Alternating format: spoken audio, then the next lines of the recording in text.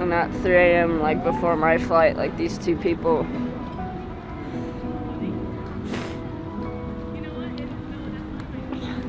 that I'd never seen before. I just walked in my room and they just dragged me out of my house.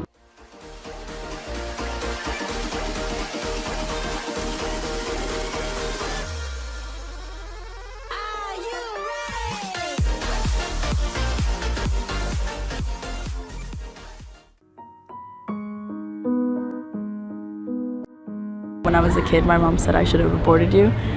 Probably when I was told that my mom had passed away. Touchy now because of the whole abortion thing that's going on, but my mom, when I was a kid, my mom said I should have aborted you. I guess it's hurtful now because obviously I'm alive and it just makes me feel like I shouldn't have been alive, but yeah, that's the most painful thing that's been said to me. It was in the middle of the night. I got woken up by a police officer that came to my house, knocked on the door. They were very nice about it, but it was a bit of a shock, and you know, you never really get over that.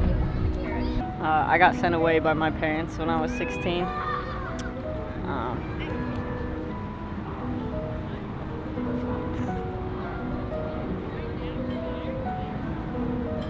It was only 2 years ago, so I was 15. I feel like I took it as well as I could.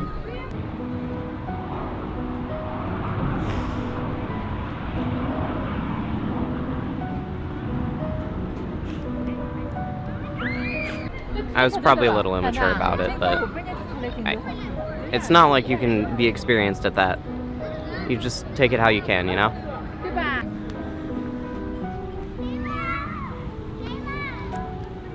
You want me to give you a minute? I don't even know what, like... When my mom told me she didn't love me, that hurt.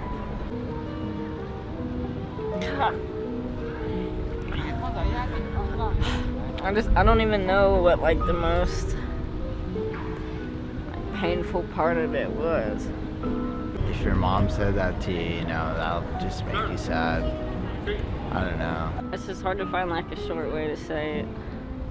That my parents lost custody of me. So basically, there was a lot of issues, like, within my family, just kind of a lot of lack of communication. And the most painful thing I've been told was that my daughter has brain cancer and she's now in the hospital, and I'm trying to deal with that right now, yes. Things were hard, and I never really kind of got along with my family, and I was always kind of pushed to the side, and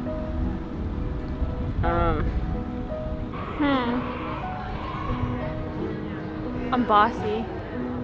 I don't like that. You never call a guy bossy, you always call a female bossy. You know, I don't like that. I kind of grew up by myself and went and did my own thing, and my parents couldn't really see it or never bothered to really see it or ask about it, I guess, and it was just their interpretation versus mine. And You remember who said it? My mom. It made me feel bossy. It made me feel like I insert myself too often. yeah, things were hard and they weren't working, and I was gonna go move out and live with my sister. I think that powerful women oftentimes get shut down. And at 3 a.m., like before my flight, like these two people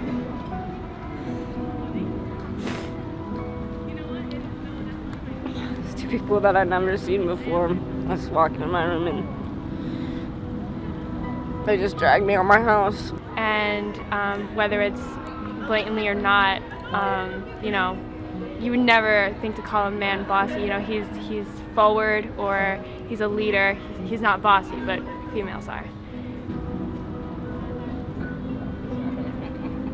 Took me to Oregon,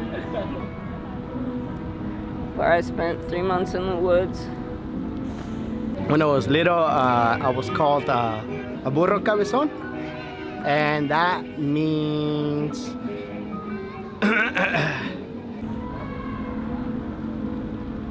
And then the next year and a half in Montana, and there was just nothing I could do about it. it's a jacket, but at the same time, it's kind of like you have a big head and you're dumb. There we go. Yeah. It's called Wilderness Treatment Program. I don't even really know. And then aftercare, I was at Montana Academy. That would be it. And that was told by one of my teachers in 3rd grade. My mom tells me I came home crying after that. It's like there's like a series of therapeutic boarding schools. You get your rights back once you turn 18. There's literally nothing you can do. Like, And yeah, I think that one had affected my school career for the rest of my life. So yeah. there's nothing, and like it only gets worse if you resist, you know, to like lock down facilities. The most painful thing I was told in my whole life was that I was a sad excuse for a brother. My mom said it to me. I had friends that were like sent out of the country. You know, where you don't turn like a legal age till you're 25. Broke my heart. I was in high school. I was 17 at the time. It crushed me. You know, you're just forced to like clean and do drudge work for free. I mean, everybody's experience is different. He doesn't want to have kids anymore.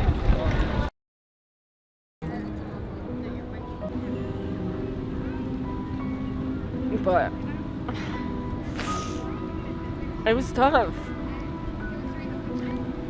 I cheated on you, for sure. That was like the most painful thing someone's ever told me, for sure. How'd you react? I don't know, I went crazy, but but I mean, obviously you grow from stuff in the past, so it's all good. And I really had to like mourn the loss of my family. And it's hard not to like be able to trust your family. When I was like in 8th grade, the guy that I liked called me like a fat pig, and ever since then I've been very like uncomfortable with my weight.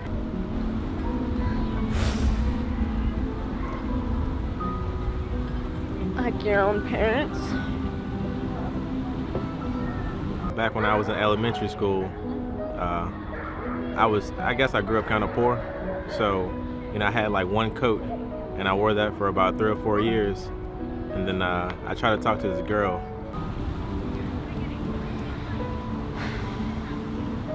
I'm about to be 21, which is crazy,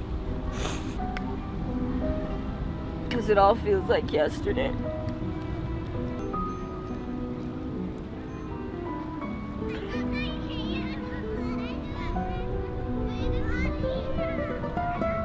And she said, sorry, I can't talk to you until you get a new coat. So I was hoping for Christmas that I got a new coat, but I didn't, so I never talked to the girl. But I'm older now, and I'm over it.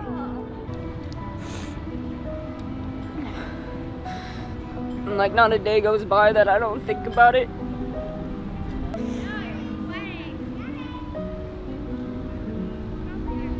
There's this guy in, I want to say, it was freshman year of high school. He called me a beluga whale. That was probably the most painful thing. I feel affected by it in one way or another.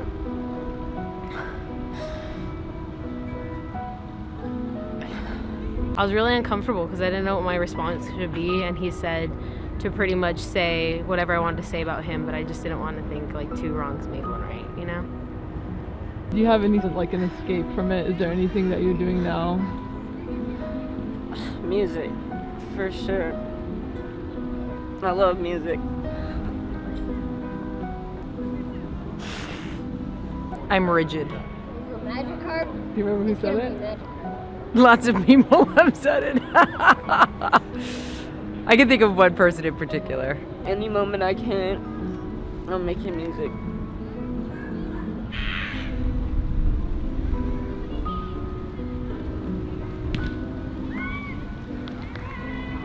You know, when things strike you, when they're true, They kind of work into your heart center and then they go ping because it's true.